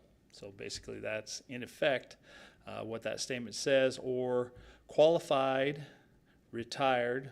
Now, there's the qualified thing. They do still have to be qualifying with an agency. Or qualified retired law enforcement officers as defined by and pursuant to state and federal law. And then the part that gets struck there is when on duty or training. So basically at any time, whether they're on duty or off. Questions on that? Okay. This next policy on board development opportunities really doesn't have necessarily anything to do with board development opportunities, but it seemed like the best place to put this statement. And the statement simply is that the Board of Education shall hold membership in such school board associations as it may from time to time determine appropriate. The board will list on the school's website the organizations and memberships that the board belongs to and the annual membership dues, if any, for such organization and memberships, as well as the fees paid by the board to any individual lobbyist or lobbying firm. So basically the new statute required that all of those fees be listed on our website.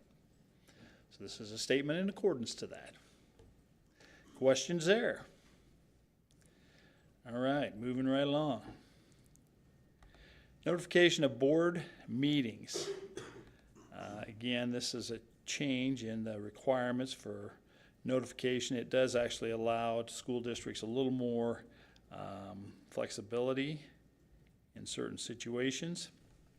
The statement simply says, if a newspaper refuses, neglects, or is unable to timely publish such notice, then notice may be given by either 1, posting on the newspaper's website if available, or 2, posting such notice in conspicuous public places within the district. The board secretary shall keep a written record of such postings. Really just says that if the newspaper is not available for whatever reason for publishing, we have those alternatives. Questions? All right. Access to district records. So this deals with public record requests. And basically what this does in effect is it really creates 2 categories for requests. The first category would be if the request is made by a Nebraska resident or a media outlet, then we are required to provide that whatever resources are needed to fulfill that public records request up to the first 8 hours. And then beyond that, then we could start charging for any cost to produce those records. The second category would be for someone that wasn't in that first category. In other words, someone that was a non-Nebraska resident, wasn't a media outlet. And then in those situations, we can start charging immediately. Previously, we were required to provide the first 4 hours free of charge for everyone. Questions there? All right. Public participation at board meetings. This is a fairly simple change, and really it doesn't constitute any change to what our practice previously has been. And it's simply up above there, the statement, the Board of Education is not required by law to allow citizens to speak at each meeting, nor may it forbid public participation in all meetings. That statement being struck because the new statute requires that the board allow public comment at all meetings. So that's one part of this.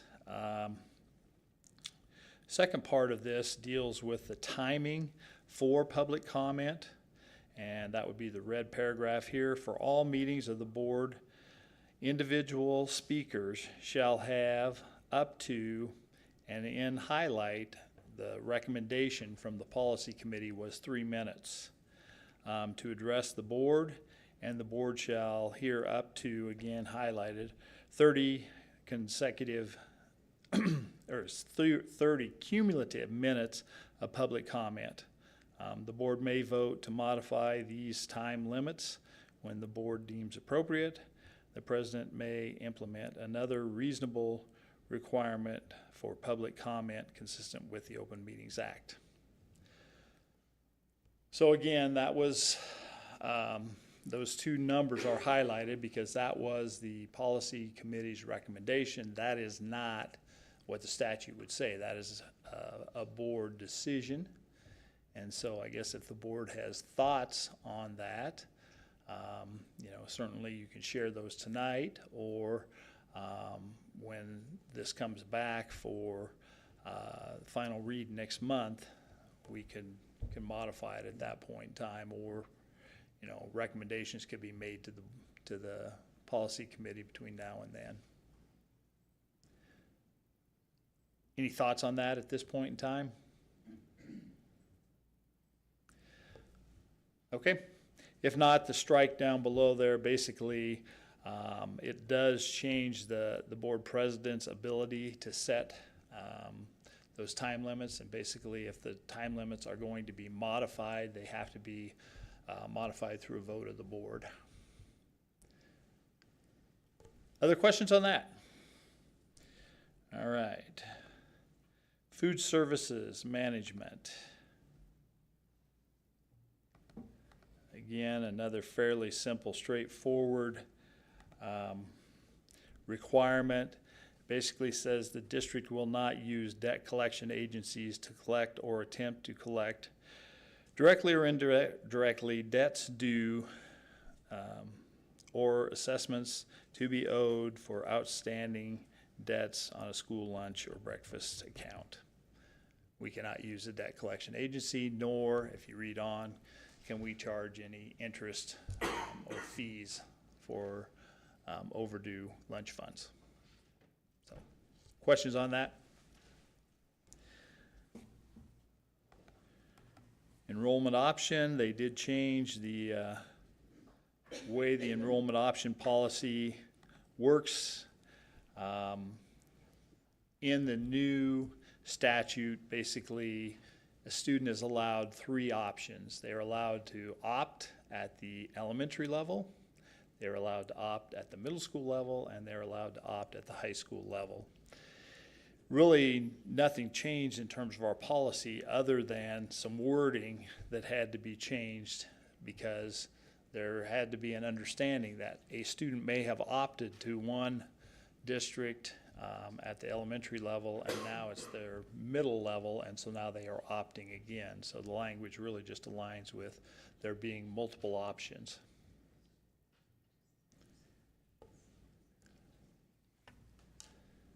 Any questions there? Okay. Freedom of expression. We're required to add this statement that deals really with not interfering with religious freedoms in any way. The district will not substantially burden a student's right to religious exercise unless the student's religious exercise is disruptive to the school environment, not permitted by staff, may pose a safety risk, or would otherwise interfere with the school day. So basically, we had to put that statement in. I don't think we probably were doing anything along those lines, but we now have a statement proposed in policy that goes along with that. We did have a little bit of a question about the not permitted by staff, so I am inquiring about that. I haven't heard back yet, but again, you know, that would seem to undermine the intent of the statement. If you would say that not permitted by staff was a reason, that seems like an opportunity for staff to interfere with that religious freedom. So we're going to try and get a clarification on that. Promotion, retention, and acceleration. This again was policy moved forward by the legislation. And there's a whole paragraph there. The summing up of that paragraph would simply be that after you go through the process that's specified in that paragraph, that ultimately, when it comes down to retention, if the student fits one of those qualifying criterias, either absence, illness, or attendance, then regardless of what the school's thoughts are, the parent would have the ultimate decision around whether their child was going to be retained. So they could choose to retain their child if they felt like that was the appropriate measure. Questions there? All right, graduation requirements. This is one actually that comes from last year's legislative session. It just didn't go into effect until this year. And that is down here at the bottom. Basically, in order for students to graduate, they have to have completed the free application for federal student aid, the FAFSA application, or they have to have signed a waiver to excuse themselves from completing that FAFSA. So this will be, one of those things, and obviously our counselors already have been working with lots of students in terms of completing that FAFSA, but this will now be a requirement, and we'll have to have somebody monitoring and making sure that all students complete the FAFSA. We might just have a FAFSA day at school where we have our seniors completing the FAFSA. Who knows how this will all shake out, but this is now a requirement for us, and so it fits into our graduation requirements. Now, the most thrilling part of policy is that we have nothing in the action items dealing with policy. So if there aren't any other questions, we'll call it good for policy tonight. Ms. Malden, do you have a question? I do. All right. Do you know, requiring that now? Does a lot of other states require that too? Yeah? Yeah. Okay. I was just curiosity. Yeah. It's something Which I that think it's a good showed up in requirement. other states, yes.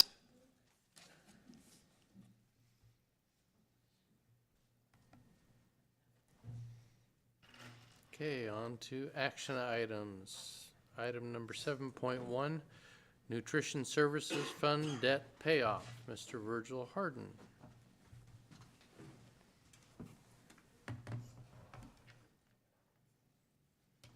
It's a happy day when you can pay your debt off. So any questions for this agenda item? Just as a reminder, I guess, we have excess funds in the Nutrition Services Fund due to all the federal monies paid to us during COVID. And so one of the strategies is go ahead and pay off any debt that we have for the fund, and so that's what's in front of you. We have 3 different instruments that we'd be paying off, some certificates of participation, and then a lease purchase, technically, of a rather large, expensive dishwasher machine in the back area of this building. So that's a quick review of that item. Okay. Ms. Albers.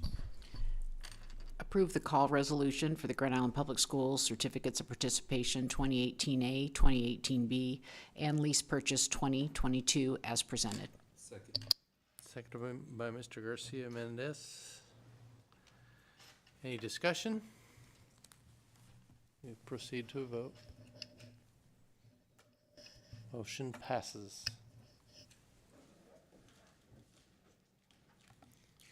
7.2, NWEA MAP Growth Renewal. Dr. Palmer.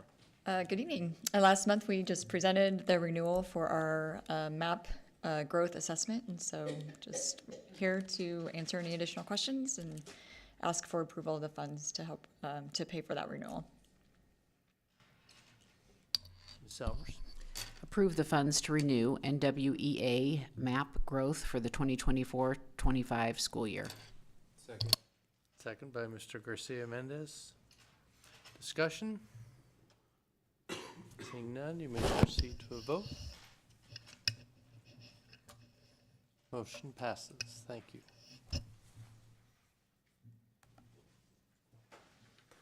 Item number 7.3, discuss, consider, and take all necessary action to approve the purchase agreement as presented for the sale of the real estate at 315 Wyandotte Street, Grand Island, Nebraska, and authorize the board president to sign the purchase agreement on behalf of the district. Mr. Harden. So 3 documents in front of you to effectuate this sale. Real estate transfer statement, standard Nebraska Form 521, an actual real estate purchase agreement, which calls for the sale by GIPS and the purchase by the YWCA and the quick claim deed, all presented and dated for a closing date of August 16th. We met in person with the executive director and her staff, and they agreed that that's a Friday, mid-August, and that would work. Schedule it for 8 or 9 a.m. in the morning, sign the document. We do have the $50,000 earnest deposit, so they'd pay us the $450,000 for a total of $500,000, and they would own the property. Ms. Albers? Approve the purchase agreement as presented for the sale of the real estate at 315 Wyandotte Street, Grand Island, Nebraska, and authorize the board president to sign the purchase agreement on behalf of the district. Second by Ms. Malden. Discussion. Seeing none, you may proceed to a vote. Motion passes. Item 7.4, classified wage increase for 2024 to 25. Dr. Kohler. The increase includes movement for the classified employees, a 2.75% increase, and then market adjustment for trades, responsibility increase for head servers, and then also an increase or a recognition of the registered behavior technicians. Ms. Albers. Approve the classified wage increase as presented. Seconded by Mr. Garcia Mendez. Discussion. Seeing none, we proceed to a vote. Motion passes.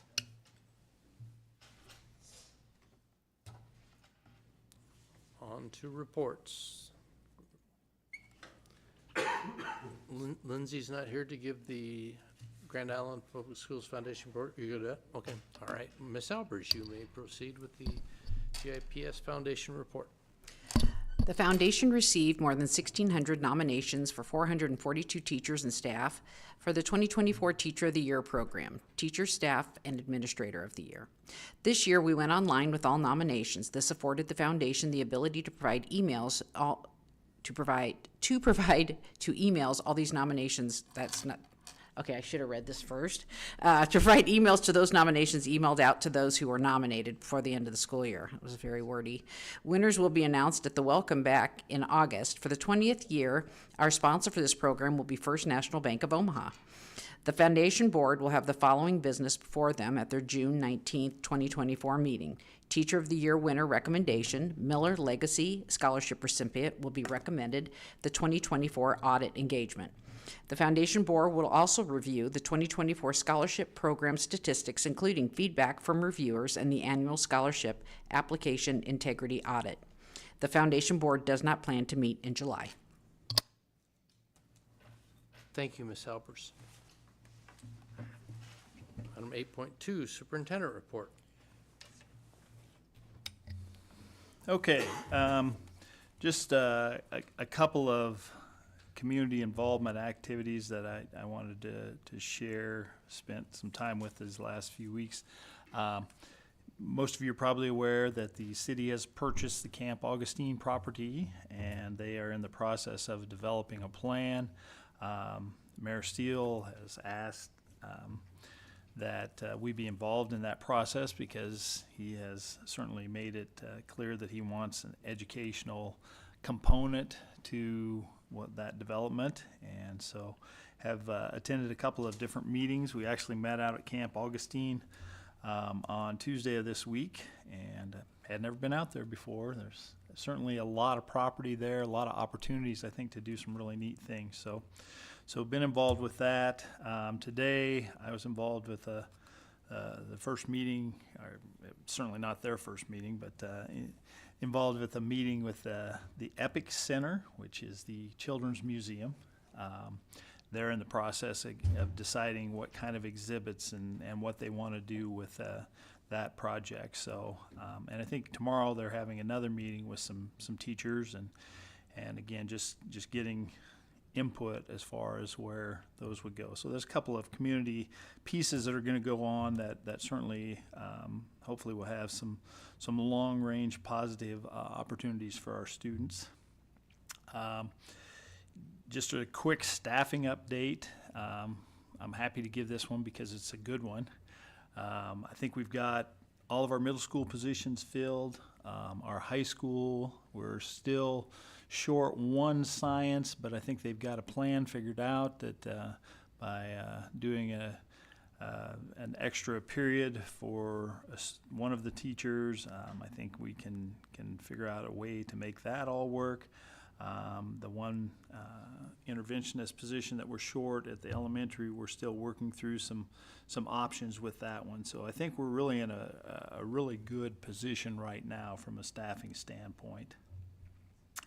A couple of pieces that got mentioned at different times through tonight. Academic Summit. We did have our Academic Summit, which what that basically does is that allows each building to bring together a leadership team that works on their school improvement plan, really reviews their data and makes decisions about where they need to focus their efforts for the upcoming year. So that Academic Summit was held a couple weeks ago. I think some really positive, momentum was there in terms of how those buildings approached looking at their data and really thinking about, well, what do we need to get better at? What can we celebrate being good at now? So I think a really, good energy, good things going on there. This week, we did some Tier 2 training, and we heard Tier 2, Tier 1, Tier 2, those multi-tiered system of support stuff that you hear all the time. We're pretty good in education about throwing out jargon, and really when we talk about Tier 2, what we're really talking about are students that need something more than what we're doing with every student.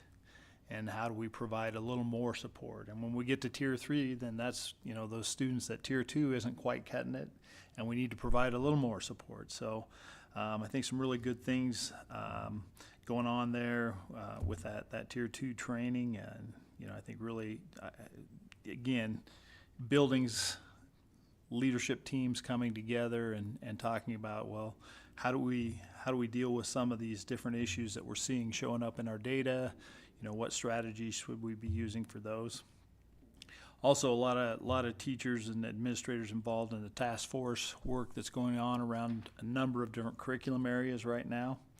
So even though school's out, we do have a lot of school people continuing to work.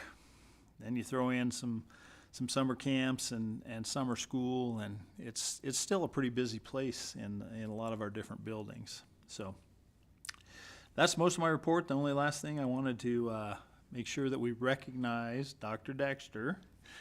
This is her last official board meeting. I'm sure she'll come just for the joy of coming. But this is her last official meeting. So thank you to Dr. Dexter for her 15 years of service to the district.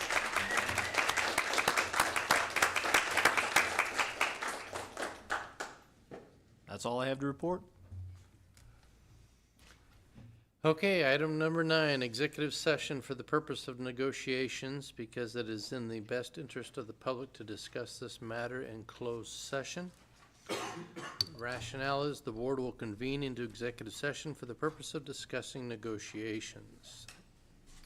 I'd like to make a recommendation for the board to convene to executive session for the purpose of discussing negotiations. Second by Mr. Garcia Mendez. Discussion? Seeing none.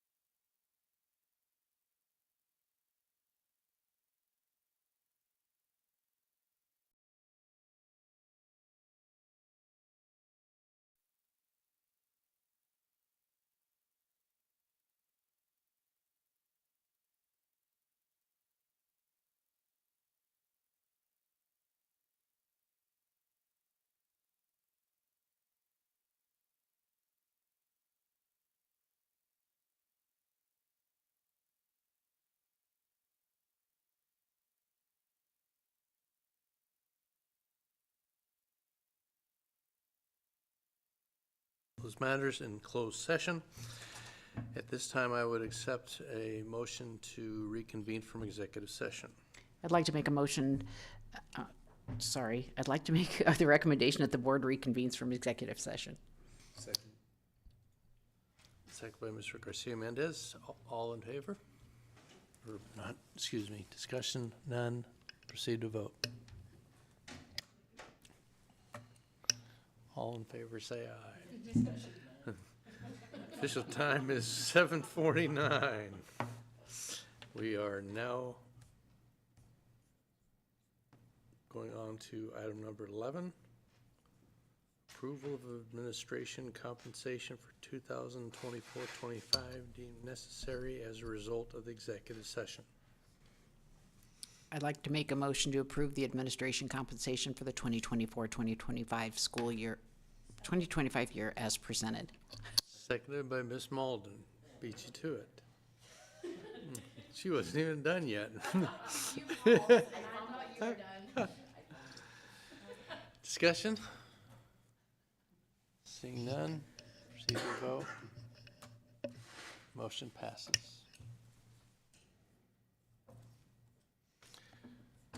Notification of upcoming meetings. The next regular Board of Education meeting is Thursday, July 11, 2020.